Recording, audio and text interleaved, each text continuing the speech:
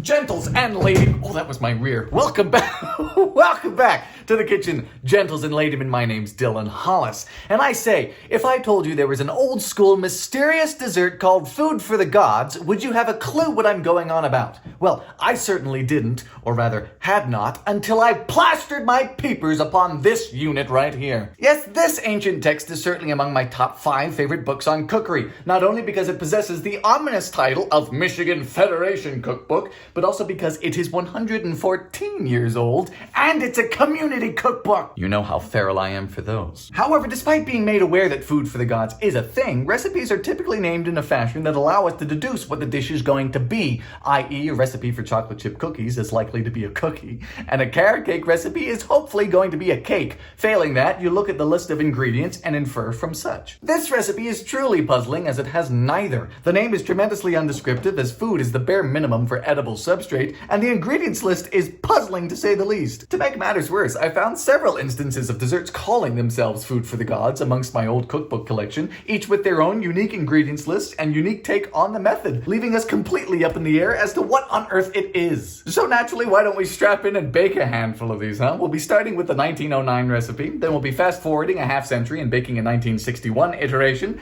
After that, how about we ask the internet as to what on earth food for the gods is, and then finally we will be baking a recipe from my cookbook. Yes, that's right, the cat's out of the bag, and I couldn't be more excited to tell you that I have my own cookbook called Baking Yesteryear. It comes out this July everywhere books are sold. It's available for pre-order now, and I'll go ahead and plaster those links all over the place. Honestly, it's going to be so much fun. Oh, so that's where you've been. I said, yes, I've been writing a cookbook. Sorry about that. But that was now, and this is then. How about we start by opening up the pages of this here Michigan Federation Cookbook. Now, the Michigan Federation is not some strange spin-off of the Illuminati. No, rather, it is the MSFWC, which is a mouthful, and you say, Dylan, that is tremendously helpful. What on earth is it?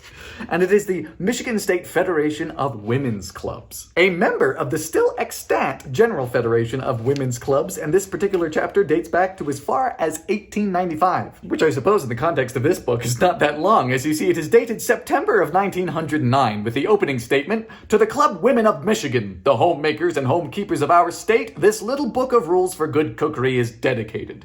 May its usefulness ensure, with an I, its welcome into every home." That is tremendously formal. Anyway, enough rambling and on to the subject at hand. Our food for the gods recipe falls under the classification of puddings. And if I turn the page, you can behold the glory written by a Miss Cora Tullis Reed from Benton Harbor. And as was typical for the time, you can see that we do not have a separate list of ingredients followed by a method. No, everything is condensed into paragraph form, which to be honest, I quite prefer depending on what it is I'm making. But alas, we start with the whites of 6 eggs, followed by 2 cups of sugar, 6 tablespoons of cracker crumbs. What cracker they mean, we have no idea. It might even be me. Next up is 2 teaspoons of baking powder, a cup of chopped English walnuts, and 1 cup of cut dates. Do you see what I mean? Just precisely what this is not easily inferred. But that's not going to stop us from getting some eggies. Welcome to the famed countertop where I prepare my meals alongside the oft disastrous TikToks. But before we beat up our whites of the eggs, as the book so calls, we're going to wipe down our vessel with some white vinegar. I'll admit that I do not clean this countertop for TikToks, but I did just clean it for YouTube, so I reckon I must think more highly of you folks. But anyway, we wipe this down with white vinegar just to get rid of any residue or fats that can prevent your egg whites from being beaten up stiff.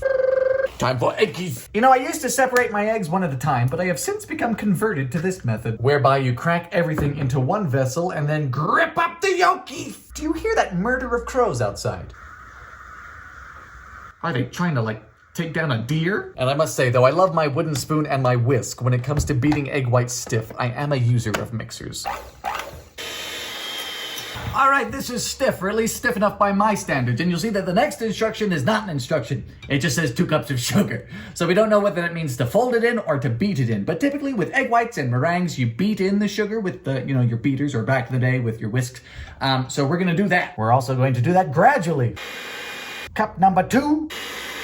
All right, that is 2 full cups of sugar beaten in, and as you can see, it's really quite thick and candy-like at this point, but we don't know what the recipe writer wants. We don't know if they want us, to beat this further to stiff peaks with the sugar in, or just move on as is. My gut tells me to beat this a little bit stiffer, and then we'll prepare everything else.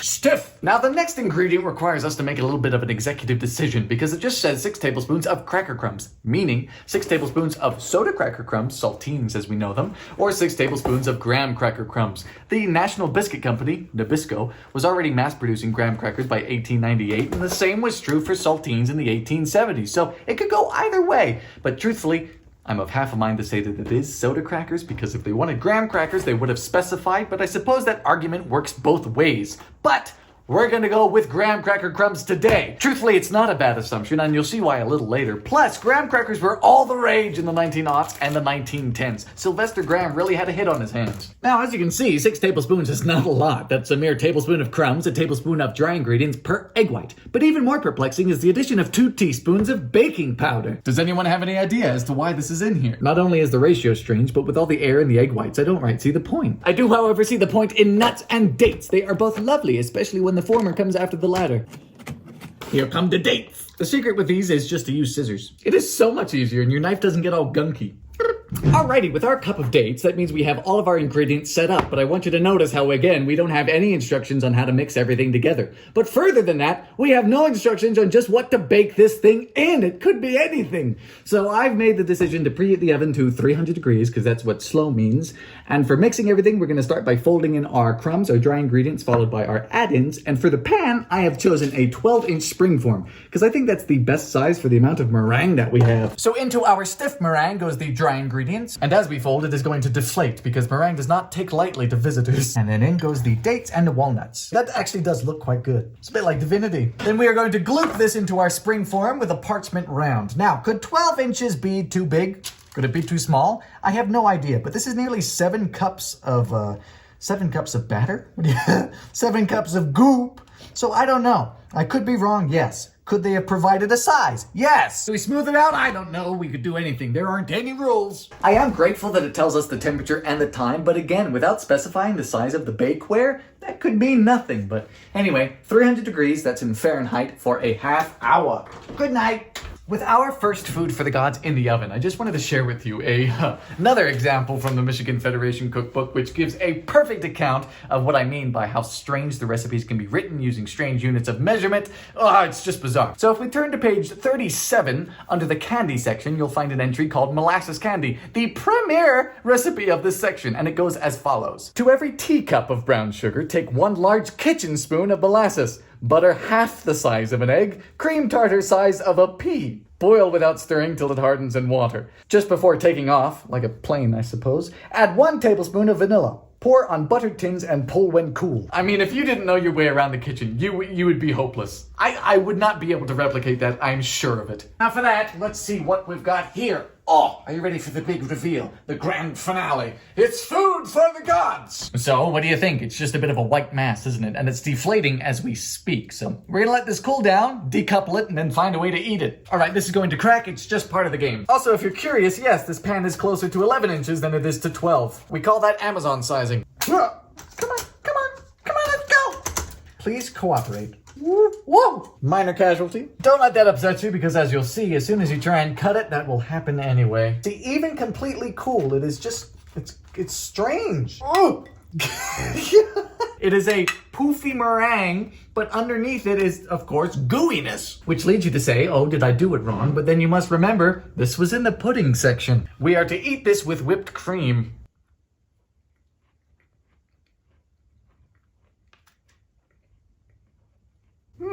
So despite how it looks, it tastes really quite nice. It's got my favorite flavor profile, which is sweet, dates, and nuts. But it's just, well, it's a bit of a mess, isn't it? Looks horrendous. For one, we will never know what consistency this was supposed to be without a specified size of bakeware. 300 degrees Fahrenheit could be anything. If you're baking little meringue cookies, 300 degrees Fahrenheit for a half hour, they'll be quite hard and firm. But if you're using like a 9-inch springform pan, it'll be even more goop than this. What makes me think that this was not supposed to be hard and firm again was the fact that it was in the pudding section. Secondly, it definitely was too sweet without any salt to cut it. And personally, it didn't have enough structure. I don't know what the point of of the graham cracker crumbs was, but it was certainly lost. But I am not lying to you when I say that this horrible, horrendous, ugly-looking dessert has an exceptionally awesome flavor, so much so that I desperately wanted to make it work. I must have baked this recipe from the Michigan Federation Cookbook 24 times, changing the baking time, the baking temperature, the size of the pan, the ratio of the ingredients, using saltine cracker crumbs, using graham cracker crumbs.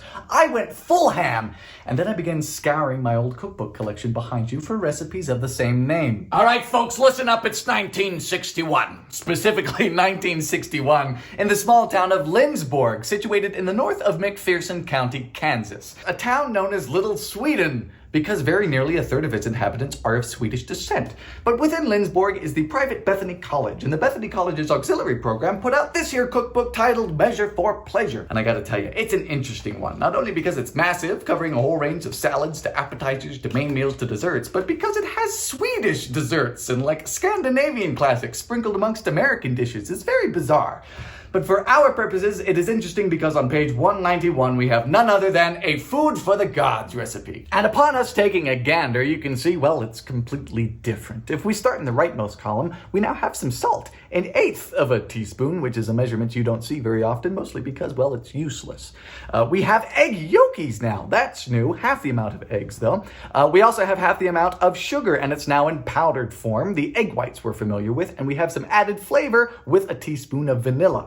Moving to the leftmost column, gone are the cracker crumbs, and in its place is flour, 2 tablespoons. It's important to note that the abbreviation for tablespoon wasn't quite standardized yet, and in many ways still isn't. So this book uses an uppercase T for tablespoon and a lowercase t to denote teaspoons. Speaking of teaspoons, we have 2 teaspoons of baking powder. That makes a return despite the small amount of flour, as does a cup of walnuts, specifically English walnuts, and again, our friend, a cup of dates. So looking at this ingredients list is a bit like looking at the child of a friend that you know very well, right? They're their own unique person, but you can see features of the parent sprinkled throughout.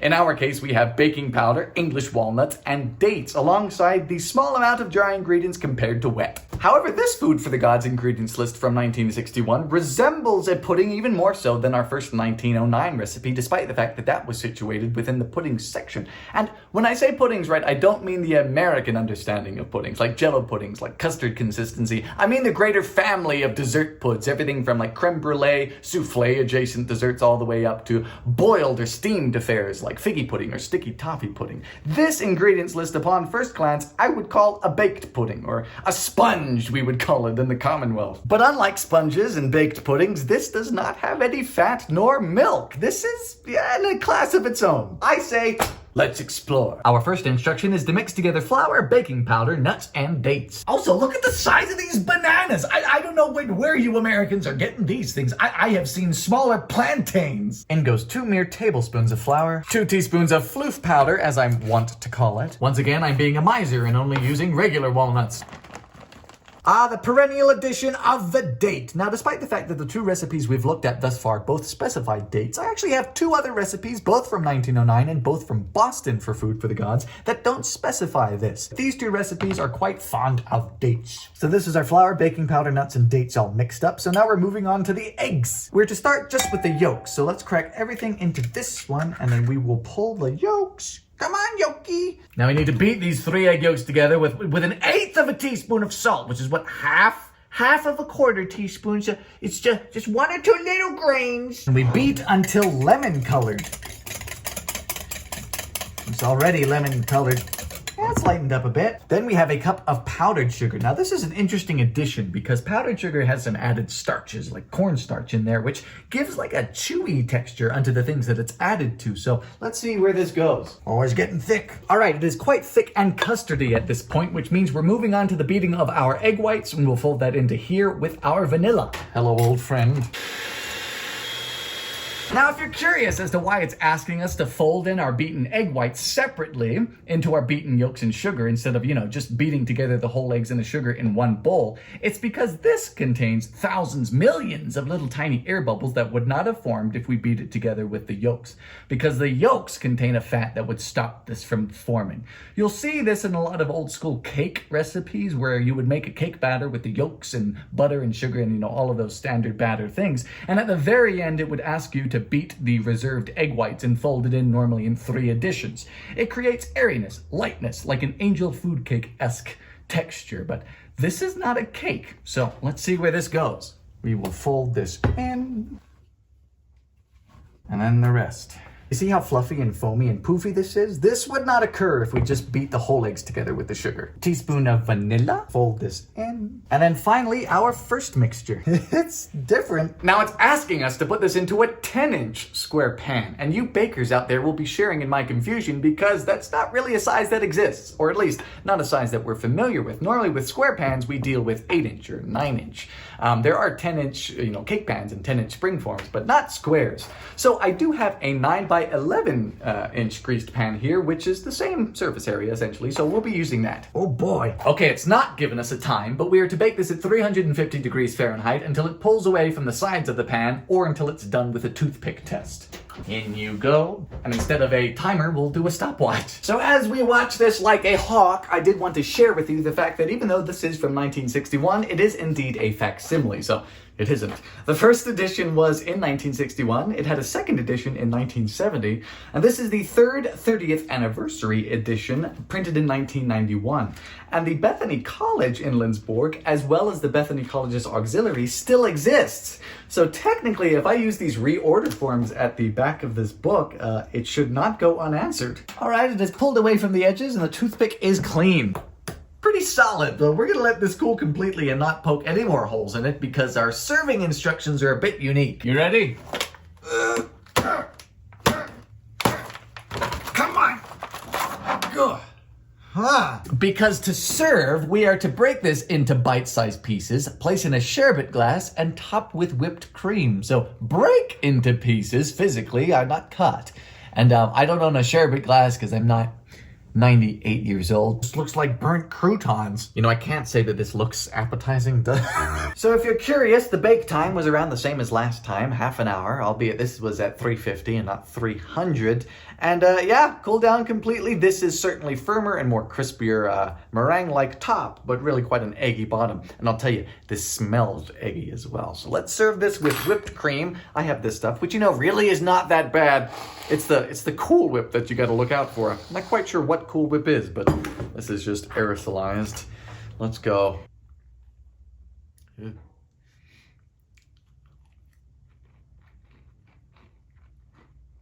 Yeah.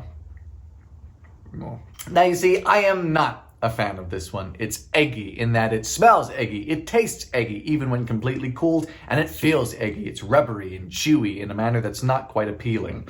And I'm just not quite sure what it's trying to be. I mean, serving crumbled up like crusty things with whipped cream on top. Have you ever had a dessert look like that? And for whatever reason, that nice date flavor that was present in the 1909 recipe that I was telling you about is not present here. It's lost. And the vanilla is not making itself known, and overall just making it a strange dessert. And it has the consistency and like the taste almost of an omelet.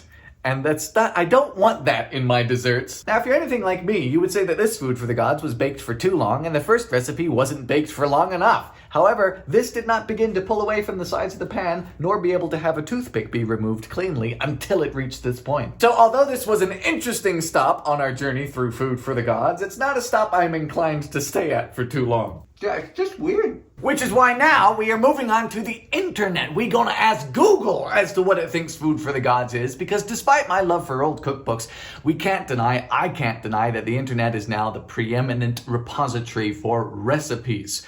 And it'll likely return to us the foremost understanding of a given recipe, i.e. the most popular version. So what we're gonna do now is I've just put in a Google search for food for the gods, and we're gonna start from the most obscure and then quickly blitz our way up to the most popular. And don't worry, I'm not going to bore you because I'm quite aware that I'm likely the only one this interested in this degree of recipe ancestry, but let's go. Alrighty, so we're starting off on a website called justapinch.com with a food for the gods recipe by a Miss Karen Dunn. And look at, she's really looking at the camera. She is right up in there. She says this recipe has been in our family for years and years. And if we scroll down, what do we see? Half a pound of chopped English walnuts. They really like the English walnuts. And the same amount of dates. So we've got walnuts, English walnuts, and dates again in the same quantities. But she uses, looky here, crushed soda crackers. So she uses soda cracker crumbs. Soda crackers are just saltines. However, this is the largest amount we've seen. 9 tablespoons. That's just, what is that if I do quick math? That's a half a cup plus a tablespoon. Yeah, so that's a lot, but it might just be a lot because if we see here, she uses 6 egg yolks and 6 egg whites. So she does separate the two. 2 cups of sugar, okie dokie, and again, the perennial 2 teaspoons of baking powder. If we scroll down to the method here, what does she do? She makes the baking powder and the sugar, add to dates, nuts, egg yolks, and oh, okay, whoa, she just throws everything into a bowl. The only thing she does separately is to beat the egg whites and fold them up. So they've been beaten stiff. So that's the same sort of method as our 1961 recipe, right? Which means that this recipe is going to essentially do the same thing as the last one, whereby the egg white meringue mixture is going to float to the top and get all crispy and quite hard, whilst the underneath with the egg yolks and the dates and the sugar is going to get quite chewy and leathery and omelet and eggy-like, which I didn't like about our 1961 recipe. Which is confirmed here as we see that she pours this into a 9x13 pan that hasn't been greased and bakes it at 350 for 30 minutes, which is the same amount of time that we baked the 1961 recipe. So these are probably going to have the same consistency, the same texture. So I suppose I did not do that incorrectly, but let's move on. Here we have a Food for the Gods recipe from December 2007 from a personal blog called etherwork.net. And take a gander at these! Man, they look they look crispy, don't they? This small dish contains food for the gods in air quotes. Yeah, you're damn right about that. You know how some children's playgrounds have those like wood chips on the... That's good. Anyway, let's see the recipe. Oh, we don't actually have a written recipe. Oh, she's taken a picture of a piece of paper, and obviously she's done so with a calculator. And computer enhance! All right, so she uses 2 cups of graham cracker crumbs. That's a lot. She says, Mother's recipe says 10 graham crackers. Well, Mother knows best. Why are you disrespecting her? A cup of brown sugar. This is the first time we have seen brown sugar. Cup of chopped dates. Again, we're used to. Cup of chopped nuts. This lady did not specify. She says she used cashews. She only uses 2 eggs, so this is going to be comparatively dry. She mixes everything together, and she used a 9x12 pan. I don't know where people are finding these arbitrary sizes. The most interesting thing about this is she rolls them in sugar, white sugar, as you can see up here. Well, as you won't be able to see because she's, God, this is like in my nightmares. What is this? Here's a recipe on a Spartan-looking page on recipegoldmine.com. Looking at the ingredients, we have 3 eggs. We're used to that. We're not used to a tablespoon of milk. What's that for? I have no idea. Probably just good luck. Moving on, we have 10 graham crackers, just like Mama used, rolled into crumbs. Okay, so here's graham cracker crumbs again. Cup of brown sugar. 2 teaspoons of baking powder makes the return. The last strange, wood chips recipe didn't have it, understandably. We have a return of the walnuts and a return of the dates. There's no separation of egg whites and egg yolks. Baked in a greased 8-inch at 350 for 30 to 40 minutes. And when cool, spread with butter icing. Interesting. So this is like a butter icing, like a buttercream, I suppose, and topped with walnuts. So that's about the most interesting thing about this recipe. But what have we next? Here's one on cakecentral.com written by Anonymous with the descriptor light and eggy. Now, of course, I'm fond of the word eggy because I use it enough, don't I? However, not when it comes to the taste or the smell or the texture. I really don't like that. Save that for my breakfast. But this person seems to think that's a good thing. To each their own, I suppose. But I do not reckon we need to spend too long on this because look at this ingredients list. We have seen this before. What is the method? Separate the eggs. Okay, so this is yolks and the whites separately. Oh, look!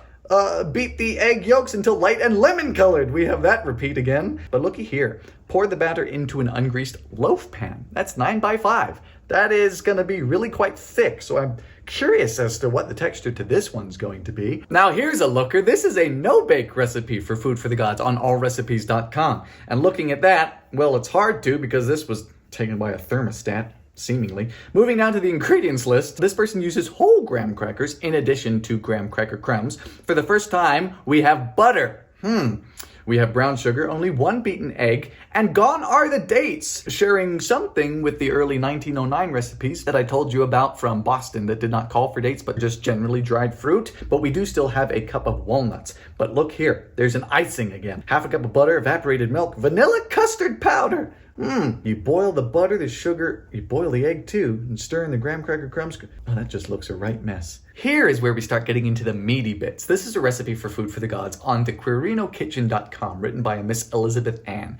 And she informed me of how popular something called food for the gods is over in the Philippines, especially around holidays and things. And her recipe here, she describes it as food for the gods, dates and raisins bars. And if we move down, looky, they kind of look like blondies, don't they? And taking a gander at the ingredients list, we can see that this is completely different. Here we have quite a lot of flour, gone are the cracker crumbs, quite a large amount of butter. There's a mixture of white and brown sugar. The whole eggs are there. Vanilla extract, combination of soda and powder. There's even molasses. So that's a cake. That's cake sponge type things right here. Completely different to what we've seen prior. But we have seen, again, the walnuts there. There's added raisins, but we also have our cup of chopped dates. Well, they look good just by taking a look at them, don't they? Which segues us arguably to the most popular food for the gods recipe I could find through a Google search, which lies on allrecipes.com again. And like the previous Filipino food for the gods that we saw, this resembles a blondie. It's a cake by the looks of it, completely different to the ones that we were seeing previously through our searches. It's really quite got some meat, something you could sink your teeth into. Again, yeah, this is flour-based. Combination of baking powder, baking soda, salt. We got dates again, returns. Without boring you too much by staying on this page for too long, it looks to be just a batter method, like a cake method. Start by creaming together your butter and your sugars. So if this is what the internet knows is food for the gods, why don't we give it a shot? So as per instructions, we have a cup of unsalted butter in this bowl, and we're starting with a cup of brown sugar and a cup of white sugar. I am telling you, once you discover sugar in a carton, it will change your life. Then we cream these two together. Yes, of course, you can use a mixer, but where's the fun in that? If you can't tell by my wrists, this is the only exercise I get anyway. Next, we beat in 3 eggies one at a time. Also, does anyone else put their shells back in the carton? Quite a few people find it gross, but honestly, I'm not bothered by it. I'm just lazy. In goes number 2. It's getting sloppy. And finally, number 3. And you see at this point, we're left with quite a silky smooth batter. This is completely different to the previous recipes we have done. But I mean, who's to say it's gonna be bad? Come now, in this bowl is a 1.25 cups of all-purpose flour sifted alongside a 1/2 teaspoon of baking soda, 1/2 teaspoon of baking powder, and a 1/4 teaspoon of salt. Now, the step prior to the beating together of butter and sugars and eggies and all of that nonsense asked us to take a 1/2 cup of this mixture and add it to our cup of chopped walnuts and cup of chopped dates. Now that's an old trick. The flouring of nuts and fruits and other add-ins before adding it to the batter proper to prevent all of this from sinking to the bottom of your pan whilst baking, so that you do not end up with like a layer of just plain cake and then a stodgy clump of all of your add-ins at the very bottom.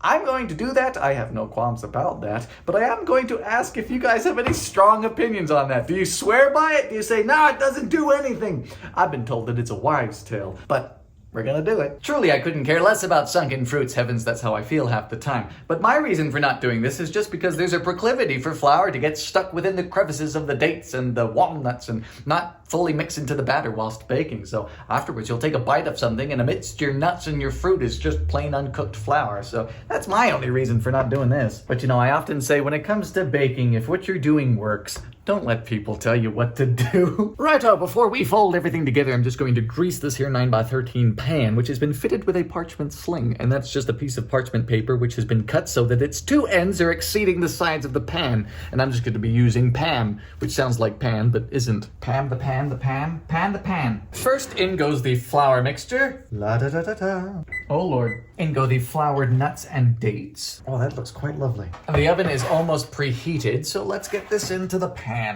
I think we're about ready. Oh, good timing. So this goes in at 350 for 10 minutes, but then we do actually reduce the heat to 300 degrees Fahrenheit for a ½ hour to 40 minutes. Showtime. All right, take a look at this. It smells amazing. So we need to let this cool, and then we cut it specifically to 36 bars. Oh boy, oh boy, oh boy. And this is what we are left with, the most popular recipe for food for the gods on the internet. And I mean, it doesn't really look like the picture, does it? But it seldom does, let's be honest.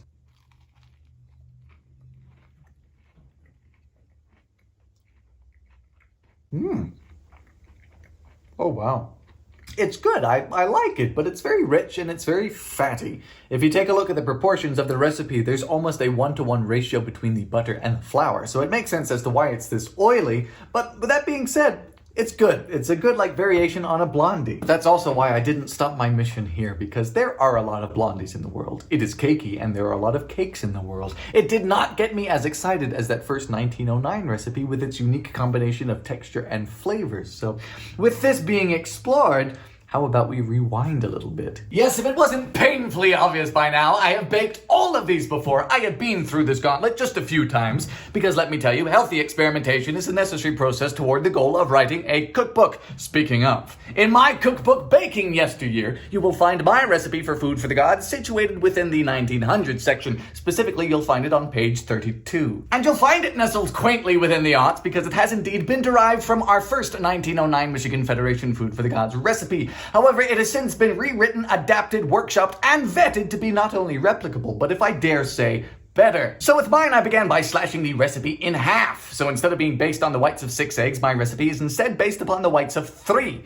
The largest change that I made was increasing the dry ingredient proportions, the cracker crumb proportions in regard to wet by nearly 3-fold. And I did indeed specify the usage of graham cracker crumbs because I really quite like that flavor, that nuttiness. Plus, like the Filipino varieties or some of the cakey varieties of food for the gods that we saw, I like the fact that you could sink your teeth into those, right? They had some bite and they held up on their own. Because let's face it, near most anything served with whipped cream is bound to taste good. So that was the reasoning behind increasing the graham cracker crumb proportions. Plus, it actually helps prevent a lot of the weeping that we saw with that first recipe. Another thing that I really quite respected about the Filipino varieties and some of the other 1909 recipes that I was telling you about was the fact that they did not restrict themselves to only dates.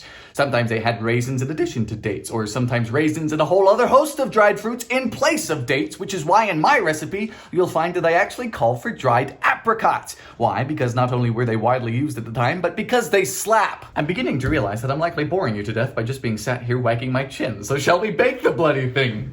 Let's begin by appeasing the French and getting everything in place before we even deal with the whites of the eggies. Starting with cracker crumbs. Now you can go ahead and use the pre-made variety. I'm quite a big fan of these myself. I use them a lot in things like pie crusts. However, I don't think they taste as good. Plus, you need to watch the sodium on these, the salt on these, depending on the brand you use. You can end up adding in a lot more than you're intending. So if you use pre-made crumbs, maybe reduce the salt that you'll end up seeing later on. But returning to the subject of flavor and taste, I actually prefer using whole graham crackers and then rolling them into my own crumbs.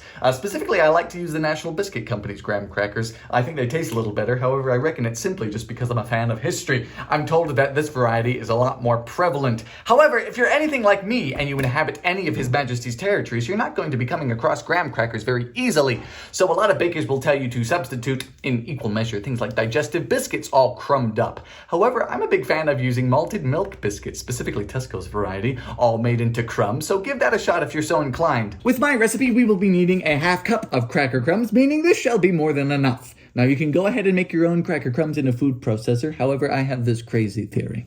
Can I prove it? No. I think that physical labor tastes good. This also goes along with my core philosophy of believing that one does not need any fancy kitchen equipment to make things that taste good. Make sure your crumbs are very fine. It's quite paramount. Perfect. I of course kept the walnuts, but because the recipe is now in half, we'll only be needing a half cup chopped. I want a black walnut tree. Now for the half cup of chopped dried apricots. Do make sure that these are chopped particularly fine because elsewise they can be quite chewy. Also, I'm surprised you've not made a comment on my quantity of bananas back there. Look, I'm a lonely man. Now, I've had many a conversation with a great number of people who seem to hate old cookbooks simply because of how vague or open-ended they can be in regard to their add-ins, in regard to their ingredients. I.e. many cookbooks from the 1900s, 1910s, right the way up through the 60s might just say, add in a half cup of nuts, or half a cup of dried fruit. Whereas people today seem to quite prefer just to be told what to use, right? Tell me to use raisins, don't leave it up to me. I don't want to have to think. I'm being facetious now, but truthfully, baking was quite different back then. It was more so about utilizing what you had lying about your kitchen to make something of sustenance than it was strictly adhering to what a recipe was supposed to be. Take my recipe, for example. I called for half a cup of dried apricots because one, the flavor profile in tandem with graham crackers, I think is brilliant. 2, they were widely used at the time. However, I still keep the historical suggestion of dates alongside the suggestion that you could use any dried fruit. Use currants if you got them. Are you a Fig Newton fanatic? Use figs. This is our half cup of dried apricots, and I seem to have cut too much. What a shame. Guess I'll have to have a snack. We also need 1 cup of granulated sugar at the ready. So for my recipe, I call for a 9-inch springform fitted with a parchment round, and we are going to lightly grease both the parchment and the sides. And then I actually like to go in with a paper towel and spread it around, plus wipe out any excess. No matter what you say, ah still suits me. Only 3 egg whites this time.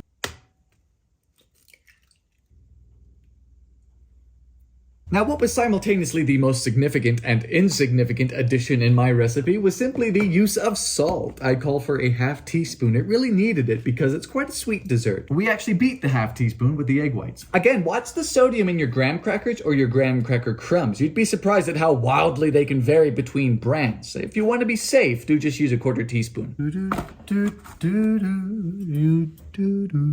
For the egg whites, I ask us to beat them stiff, and then once they're stiff, we gradually beat in the sugar, 2 tablespoons at a time, until stiff and glossy.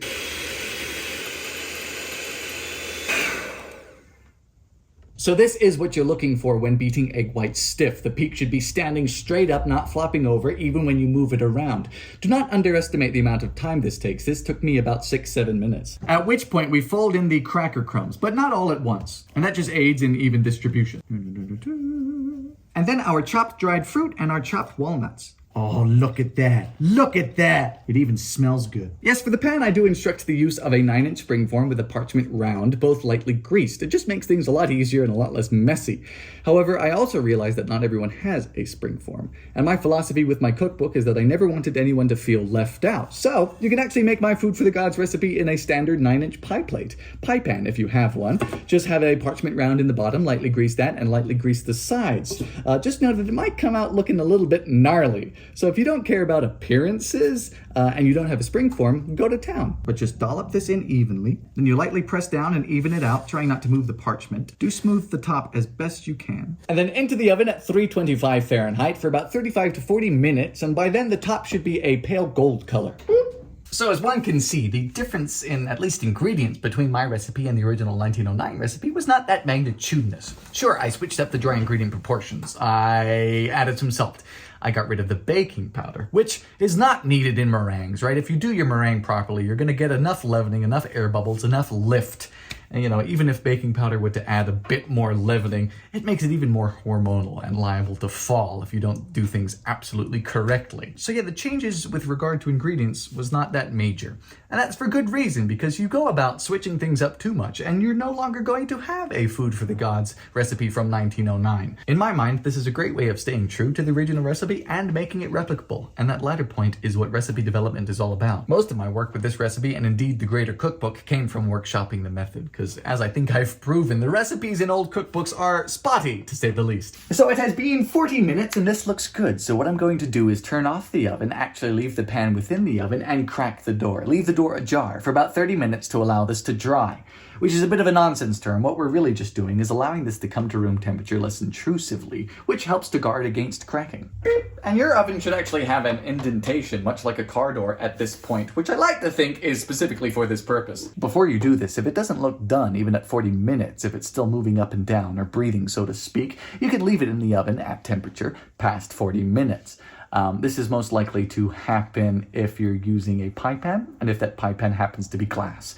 I've never liked the baking characteristics of glassware, especially when paired with a parchment round. The bottom has a tendency to get undercooked and gooey, and no one likes a soggy bottom, as we all know. Okay, the half hour is up, which means we are just going to take it out of the oven and then let it cool to room temperature completely. That's very important, and that should only take about 20 to 30 minutes. Once completely cool, run a thin, sharp knife along the edge. And behold the beauty of my recipe.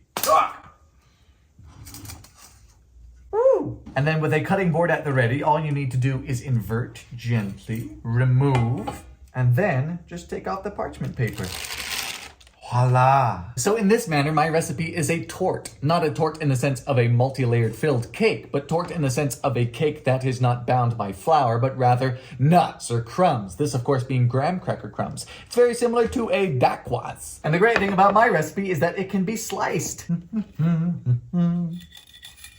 Ooh. Just by visualizing it, I hope you can see how incredibly unique this texture is. All right, here we go, and I'm just gonna pick it up.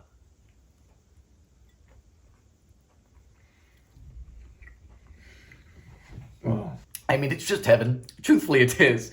It's got that nice light airiness like that of a French macaron, yet the chewiness, the bright notes of the apricot, contrasted with the nuttiness of not only the walnuts, right, but the graham cracker crumbs. And it's all in this very unique, chewy, marshmallowy, airy package, yet a very delicate crispness on top. It's fantastic. Because let's face it, we've had the pies, we've had the cakes, we've served the cookies. We love them, but they're familiar. The past has proven to me to hold so many new, exciting varieties and desserts, such as food for the gods, and I think it's just the most wonderful thing. But of course, they aren't new, are they? They're just begging to be rediscovered, and that's what Baking Yesteryear is all about, if you don't mind my saying. Yes, it is chock full of all things wild, wacky, and wonderful. I've crammed 101 recipes in here for you. Everything from unique dessert perspectives like food for the gods to fan favorites that I've done on my TikTok, and of course, plenty of beloved classics. I do hope that today's exploration gave at least a little bit of insight into the effort and the work I put into Baking Yesteryear, and the rest of its 100 recipes.